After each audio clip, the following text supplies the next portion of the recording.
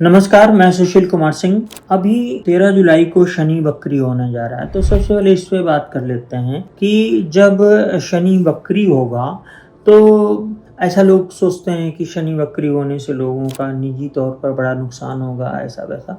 मेरा मानना है कि जब शनि वक्री होता है तो पर्सनली इंडिविजुअल्स को कुछ एक मामलों में फायदा होता है। जैसे शनि इस वक्त मीन राशि में है, ये जब वक्री होगा तो नाड़ी नियमों के हिसाब से पूरी तरह से एक घर पीछे जाएगा। इसमें कोई गुंजाइश है ही नहीं कि ना जाता हो। हालांकि हमारे गुरु श्री के.एन. राव सर ने ये बात कही थी, फिर उसको उन्होंने ये कहा कि नहीं ऐसा, अब वो इस बात को नहीं मानते, लेकिन और वो जब उन्होंने माना था तो वो नाड़ी थ्योरी ही थी। अब शनि बृहस्पति ये दो ग्रह ऐसे हैं, यही डिसाइड करते हैं कोई कभी भी किसी व्यक्ति के जीवन में बड़े अचीवमेंट से, बड़े बदलाव से, जैसे शादी हुआ, जॉब हुई, बड़ा पद मिलना। इंडिविजुअली उनकी कुंडली को देखेंगे तो हाँ, वो दो जगह से असर डालेगा। अब ये बात अलग है कि दोनों जगह से वो खराब असर डाल दे, लेकिन जैसे चाइल्ड बर्थ के लिए शनि का ज़रूरी है टच करना फिफ्थ हाउस को, तो फिफ्थ हाउस के लॉर्ड को, तो मान लीजिए वो मीन राशि में है तो वो मीन राशि से कहाँ देखेगा?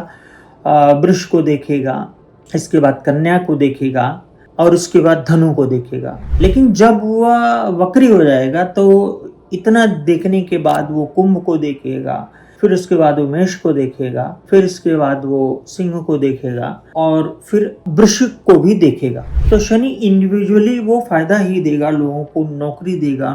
क्योंकि शनि ऐसा नहीं पाया गया कि शनि किसी की नौकरी लेता हो, है ना। वो जो थ्योरी है वो नाड़ी की थ्योरी है, वो प्रोग्रेशन में काम करती है।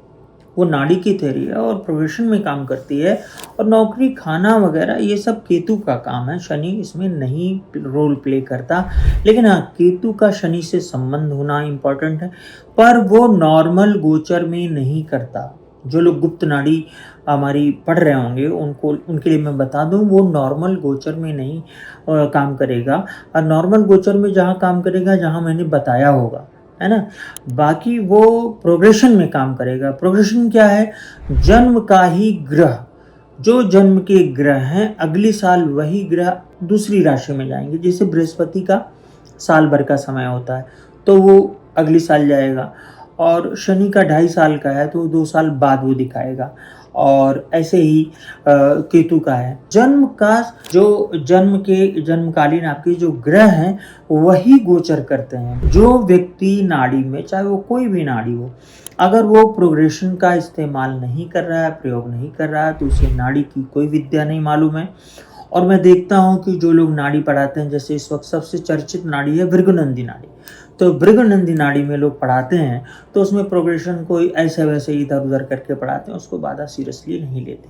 हम आते हैं अब वीनस का, तो एक थ्योरी है और और निश्चित तौर पर वो इम्पोर्टेंट थ्योरी है कि गोचर में लग्न का स्वामी जब मारक भाव में जाएगा तो वो नुकसान करेगा। अब देखिए, भारत की कुंडली पर ही अप्लाई करेंगे तो भारत का वृषभ लग्न हो गया, तो वृषभ लग्न का जो स्वामी है वो मिथुन में जाएगा, मतलब जो शुक्र है वो मिथुन में जाएगा, और वो पीड़ित हो तो बहुत नुकसान होगा। क्या क्या हुआ है आज तक? महात्मा गांधी की हत्या हुई थी तो शुक्र उस वक्त बहुत जबरदस्त पीड़ित था, मंगल से पीड़ित था, और तरीके से देखें मंगल से पीड़ित था, और दूसरा जो राशियों के स्वामी होते हैं, भावों के भावाधिपतियों से भी पीड़ित था। और इसके अलावा इंडो चाइना वार में यही स्थिति थी। ऑपरेशन ब्लू स्टार में शुक्र पीड़ित था।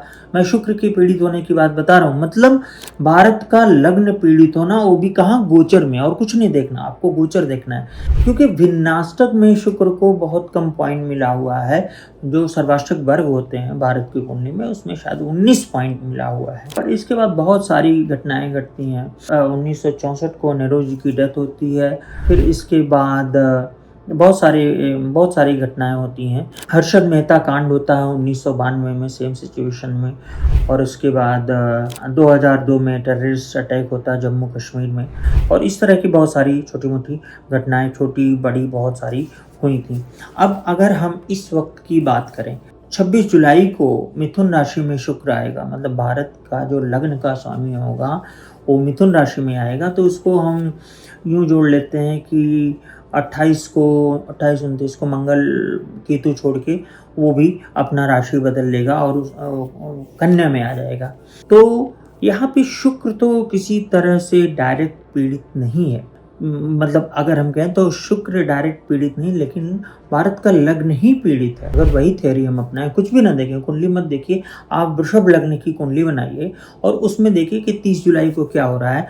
तो वक्री शनि लग्न को देख रहा है और मंगल एक दूसरे को देख रहे हैं, शनि चंद्रमा को देख रहा है, शनि मंगल का एक दूसरे से डायरेक्ट एक्सचेंज हो रहा है, एक दूसरे को देख रहे हैं, जो कि बिल्कुल ही शनि का वक्री उतना इम्पोर्टेंट नहीं है जितना ये जो चीज़ें होने जा रही हैं। अब हम देखते हैं कि वर्तमान परिस्थिति में मोहन भागवत साहब ने कहा कि मतलब 75 के होने पे रिटायर हो जाना चाहिए, मतलब ये पहली घटना है कि उन्होंने डायरेक्ट इशारा किया है नरेंद्र मोदी जी को 17 सितंबर से पहले रिटायर होने की। अब आते हैं हम रिसेंटली जो घटनाएं हुई हैं भाजपा के अंदर एक तो लॉबिंग चल रही है, जैसा कि मैंने कहा कि 2 धड़े बटे हुए हैं, एक में योगी जी और अन्य लोग कहे जा सकते हैं, और एक में गुजरात लॉबी कही जाती है जिसे, और एक लॉबी अपने आप में आरएसएस है।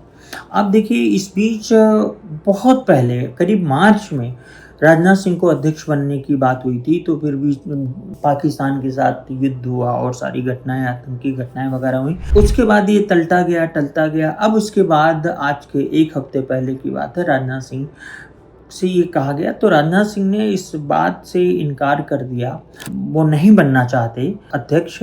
और राजनाथ सिंह भी अगर उनकी कुंडली की हम बात करें तो वो भी बृहस्पति शनि से जूझ रहे हैं। बृहस्पति की महादशा की स्थिति में वो उतनी स्ट्रॉन्ग नहीं है, और इनकी बृहस्पति की दशा शुरू हुई है 12 से, और याद करिए 94 से 2012 तक ये राहु की महादशा में थे। राहु की महादशा को लोग अच्छा कहते हैं, लेकिन मैं ऐसा नहीं कहता कि राहु की महादशा हमेशा अच्छी ही होगी। इनका चौथा राहु है, चौथा राहु को कहीं अच्छा नहीं कहा गया, लेकिन चौथे राहु का जो स्वामी है वो बृहस्पति है, दूसरे घर में बैठा हुआ है, बुध के साथ में है, दशमेश के साथ में है, मतलब बृहस्पति दशमेश के साथ में है। तो इन्होंने राहु में खूब नाम कमाया, खूब आगे बढ़े, और इनके 1994 से 2012 तक राजनाथ सिंह एक्टिव भी रहे और राहु के नेचर के भी रहे, मतलब कब किसकी सरकार गिराना है, कैसे करना है उत्तर प्रदेश में, मतलब मैं लग्जरी की बात आज मैं नहीं कर रहा हूँ, वो तो है ही है, उस वक्त वो तो रहता है लोगों के साथ, जबरदस्त रहता है। लेकिन उसी राहु में कहीं न कहीं दुश्मन भी पैदा होते हैं, और राजनाथ सिंह के खूब दुश्मन थे पॉलिटिक्स में। राजनाथ सिंह को दोबारा अध्यक्ष बनने की बात क्यों हो रही है, तो ये इसीलिए हो रही है कि शनि है जो 5वें घर में बैठा हुआ, 5वां घर भी राजनीति से ही संबंधित होता है, और जो उनका बृहस्पति में शनि, अभी हमने कहा कि बृहस्पति यहाँ पर अब राहु का डिस्पोजिटर नहीं है, वो सिर्फ बृहस्पति है। तो बृहस्पति लग्न का स्वामी है, इसलिए उनको पद मिलता जा रहा है। तो बृहस्पति में जो शनि का समय है वो उनको अध्यक्ष बनने से खुद इनकार कर रहे हैं। राजनाथ सिंह के सितारों में बिल्कुल भी अब पावर नहीं रह गई है। अब आते हैं अमित शाह साहब। अमित शाह जी की कुंडली ऐसी है कि दशम राहु है, तो दशम राहु को कहीं भी ऐसा नहीं बताया गया है कि बहुत अच्छा होगा, इस तरह ऐसा नहीं बताया गया, गंगा स्नान करेंगे, तीर्थ पर जाएंगे, इस तरह।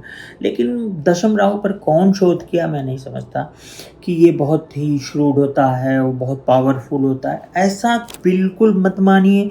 अगर आपका दशम राहु है तो ये मत मान के बैठ जाइए। तो दशम राहु क्या करता है कि अगर दशम राहु का डिस्पोजिटर अच्छा है, ठीक है, और उसका नक्षत्र अच्छा है, तो अमित शाह साहब का जो दशम राहु है उसका डिस्पोजिटर बुध था, जो कि सूर्य के साथ था। इसके अतिरिक्त नक्षत्र अच्छी स्थिति में नक्षत्र था। दूसरा, इस राहु की का डिस्पोजिटर जो कि बुध है उसके साथ सूर्य था, और मंगल का पूर्ण रूपेण उसको पावर मिल रहा था, लेकिन इस बीच इनकी तबीयत खराब हुई और राहु की शुरुआत में ही उनको बहुत सारी सजाएं हुई, तड़ीपार होना पड़ा, बहुत उनको यातनाएं सहनी पड़ी। खैर इसी राहु में वो खूब चमके, लेकिन उनके साथ भी ऐसा हुआ कि फिर जैसे ही उनका बृहस्पति शुरू होता है तो वो चीज़ नहीं रह जाती। और बृहस्पति उनका 0 डिग्री का होके नवम भाव में बैठा, 0 डिग्री नो डाउट बहुत पावरफुल होता है। तभी वो राहु के खत्म होने के बाद भी तो अमित शाह जी का ये राहु था 2021 में, तो 2022 के बाद अभी क्या है कि अमित शाह साहब की बृहस्पति में शनि की दशा चल रही है। शनि 8 झगड़े के घर में है, ध्यान रखिए। और ये झगड़ा जबरदस्त चल रहा है और चलेगा, और इसकी परिणति आप ये मान के चलिए कि जुलाई 26 तक कुछ न कुछ हो जाएगी। तो जुलाई 26 तक अमित शाह साहब की भी कुंडली ठीक नहीं है। अब हम बात करते हैं मोदी जी की कुंडली पर। मैंने पहले भी आपसे कहा कि मैं जो मोदी जी की कुंडली मानता हूँ उसके हिसाब से मैंने उनकी कुंडली का आकलन उस वक्त किया था जब मैं कैंची धाम से आखिरी समय कैंची धाम में गया था। तो मैंने जो अध्ययन किया था, मैंने कहा इनका समय अब बहुत अच्छा नहीं है। तो मंगल की दशा है और मंगल की दशा में 1 नवंबर 25 तक चल रहा है केतु। तो 1 नवंबर 25 तक केतु चल रहा है। दूसरी तरफ जन्मकालीन शनि पर भी केतु चल रहा है गोचर का। देखिए जन्मकालीन शनि पर जब केतु चले गोचर का तो पद का ना खत्म होता है ना, लेकिन उसके लिए प्रोग्रेशन में जाना पड़ेगा। नाड़ी ज्योतिष में जो गुप्त नाड़ी में यूज करता हूँ, तो वहाँ भी स्थितियाँ ठीक नहीं है। इससे ज़्यादा मैं नहीं कहूँगा। अभी मोदी जी के मतलब टॉपल होने का वो कार्यकाल नहीं पूरा कर पाएंगे, तो मैंने पहले भी कहा है, और 2025 उनके लिए बहुत खराब है। तो हम आ जाते हैं दोबारा ये भारत की कुंडली पर। भारत की कुंडली में प्रोग्रेशन में तो this is not a good time, और 15 अगस्त तक कुछ न कुछ जरूर होगा, चाहे वो राजनीति में कोई बहुत किसी की अकाल मृत्यु हो जाए, या किसी का पद चला जाए, या पद जाने को हो जाए, या कोई सरकार गिर जाए, या और लोगों मुख्यमंत्रियों अध्यक्षों जो नहीं सोचा गया था उनका पद चला जाए, तो पद पे खतरा बना रहेगा। और जो नया साल आएगा, नेक्स्ट ईयर आएगा, वो बहुत ही खराब होगा। खासकर इन नेताओं के बारे में नरेंद्र मोदी, अमित शाह साहब, राजनाथ सिंह जी, थोड़ा सा भाजपा के लिए भी समय सही नहीं होगा। भागवत जी और आरएसएस की कुंडली पर हम फिर कभी विस्तार से बात करेंगे। वैसे ये वीडियो अभी तक का सबसे बड़ा वीडियो हो गया, क्योंकि ये बहुत जेन्युइन था, ज़रूरी था। तो नेक्स्ट वीडियो में हम आप लोगों से मिलते हैं। कृपया हमारे पॉडकास्ट वगैरह जो आते हैं वो तो आप देखते ही हैं, वो आपके सामने आएगा। लेकिन वीडियो को लाइक करिए और चैनल को सब्सक्राइब करिए, और अच्छा लगे तो प्लीज़ इसे शेयर ज़रूर करिए। जय सिया राम।